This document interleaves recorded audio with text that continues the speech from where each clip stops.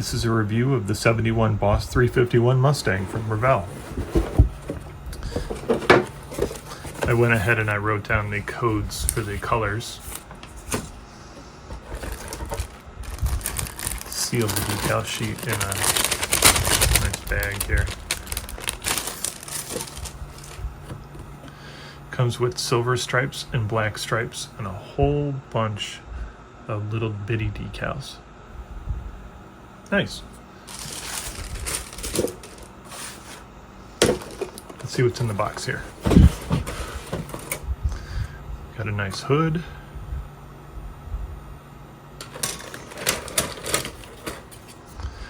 Body looks nice and clean.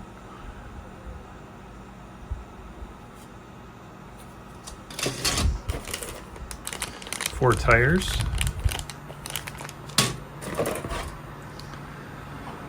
Front grille looks really nice. Rear chin spoiler, mirrors. You have a lower rear panel, back panel, exhaust pipes. Small chrome tree here. Some bumpers, some hood pins, shifter, turn signals. Let's put that back in the bag here.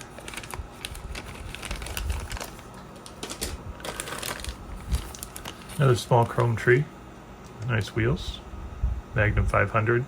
I think they call these road wheels.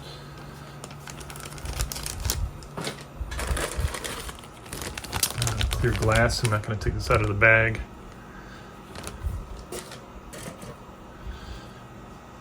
We've got a rear spoiler with the uprights.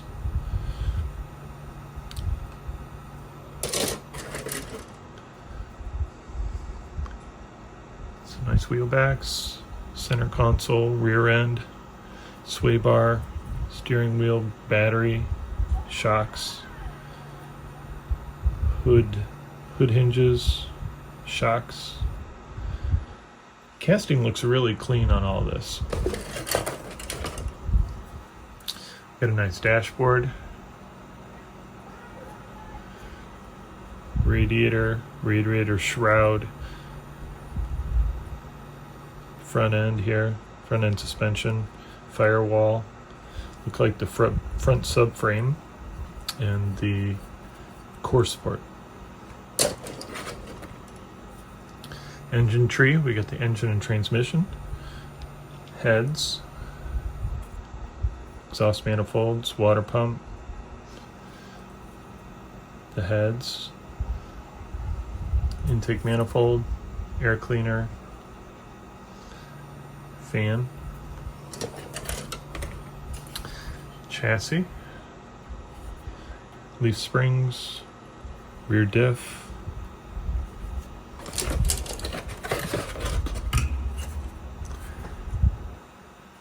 chassis tub. It's nice, it has separate doors, seat and seat backs. Here's the rest of the exhaust and some fold down sunshades. That's what those are. This is my white glue review of the new Revell 71 Mustang Boss 351. I put this all together in Elmer's white glue, and I really enjoyed building it. It's a great kit, great details. Let me take this hood off. You can see the hood and the engine here. Really nice. Lots of separate pieces. You can detail paint this thing out like crazy. The chassis is beautiful, fits really well. I mean, that's no big deal. But I did run into a few little things that I'm going to fix when I put it together for final. I don't like how this panel doesn't quite line up here. Maybe it's because I glued it on wrong. I don't know. But it just looks kind of weird to me. The bumpers don't have a positive mounting point, and you can tell that the glue actually dried them crooked. So I just put a bunch of glue on the back of it and kind of stuck it and held it. I did notice a little bit of gap here from the fender. So I think some glue will hold all that together, but I really like to avoid using glue to hold the whole thing together because it is a tight fit. The front windshield is a really tight fit. There's a groove on the inside of the body where you put the glass, and that's really tight. So I suggest maybe taking just the edge off of both sides and the top, and it'll slide right into place. I also think that it's causing a fit problem here, which may loosen up this as well. But yeah, until we really kind of get into all this area here, I think that's gonna fix that. I think the stance is pretty good. Got a little bit of tire gap here, a little bit of tire gap here. Maybe this could be just a little lower to match. I'm nitpicking here. This rear tail panel, be careful when you're gluing that in. There's a small lip that attaches this rear panel to the back of the body. It would be real easy to get glue, if you do it as a separate, if you paint the body, paint this black, and then try to attach it, I can see somebody getting glue marks along the edge. I suggest using a thin, like a Tamiya glue, to glue this in place before you paint, before you primer, and that way you can clean up any mess you make. Otherwise, it's really a nice kit. I can't say enough about it, to be honest with you. I had a 71 Mustang as my first car. It was the Grande Coupe.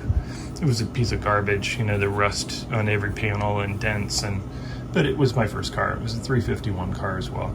So this kind of holds a little something special to me.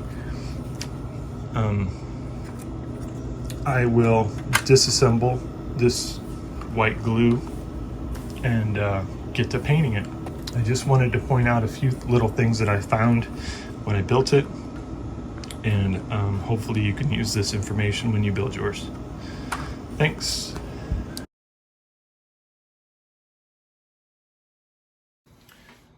You still here? Go ahead and watch the next video. Hit the subscribe button.